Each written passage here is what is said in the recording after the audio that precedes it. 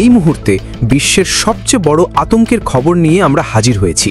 Israeli ও মার্কিন বাহিনীর ভয়াবহ বিমান হামলায় বিধ্বস্ত ইরানের পারমাণবিক কেন্দ্র। লক্ষ্য ছিল একটাই, তেহরানের পারমাণবিক সক্ষমতাকে পুরোপুরি ধ্বংস করে দেওয়া। কিন্তু এই গল্পের সবচেয়ে বড় টুইস্ট এখনও বাকি। হামলার আগেই ইরান অত্যন্ত গোপনে সরিয়ে নিয়েছে তার সবচেয়ে মূল্যবান সম্পদ, প্রায় 400 কেজি সমৃদ্ধ ইউরেনিয়াম। পরমাণু বোমা তৈরির মূল উপাদান এই ইউরেনিয়াম এখন কোথায় তা জানে না কেউই। বিশ্বজুড়ে একটাই প্রশ্ন ঘুরপাক খাচ্ছে, এই হারানো ইউরেনিয়াম কি জন্ম দিতে চলেছে বিশ্বের নবম পারমাণবিক শক্তিধর দেশের, নাকি এর আড়ালে রয়েছে আরও গভীর কোনো ষড়যন্ত্র? আন্তর্জাতিক পরমাণু শক্তি সংস্থা বা IAEA আজ যা জানিয়েছে তা ঘুম কেড়ে নিয়েছে বিশ্বের তাবড় নেতাদের। সংস্থার মহাপরিচালক রাফায়েল গ্রোসি এক সাক্ষাৎকারে যে তথ্য দিয়েছেন তা রীতিমতো শিউরে ওঠার মতো। তিনি জানিয়েছেন, ইরানের হাতে এই মুহূর্তে প্রায় 400 কেজি ইউরেনিয়াম রয়েছে, যা 60% পর্যন্ত সমৃদ্ধ। পরমাণু বোমা বানানোর জন্য প্রয়োজন 90% সমৃদ্ধ ইউরেনিয়াম।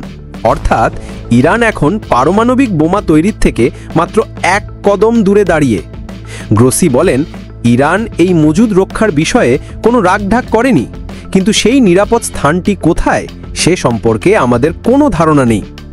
ভিয়েনায় IAEA-এর বোর্ড অফ গভর্নর্সের বৈঠকে তিনি আরও স্পষ্ট করে বলেন, আমাদের পরিদর্শকদের অবিলম্বে ইরানের পারমাণবিক স্থাপনায় ফিরতে দিতে হবে।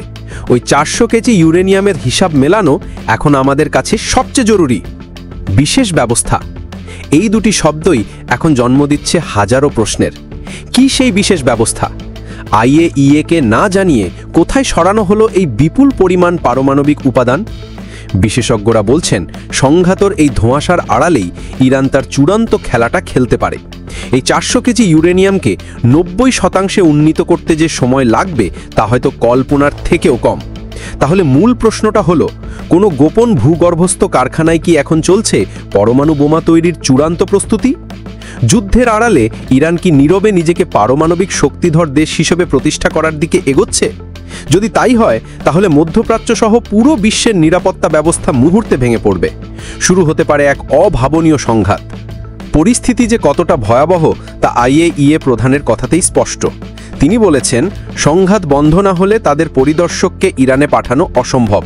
আর পরিদর্শক দল পৌঁছানোর আগেই যদি ইরান তার লক্ষ্য হাসিল করে ফেলে? এই রুদ্ধশ্বাস নাটকের পরবর্তী মোড় কোন দিকে যায় সেদিকেই এখন তাকিয়ে আছে গোটা বিশ্ব। হারানো ইউরেনিয়ামের এই রহস্য কি আদৌ সমাধান হবে, নাকি বিশ্ব এক অবশ্যম্ভাবী পারমাণবিক যুদ্ধের দিকে এগিয়ে যাচ্ছে? প্রতিটি আপডেটের জন্য চোখ রাখুন আমাদের পর্দায়।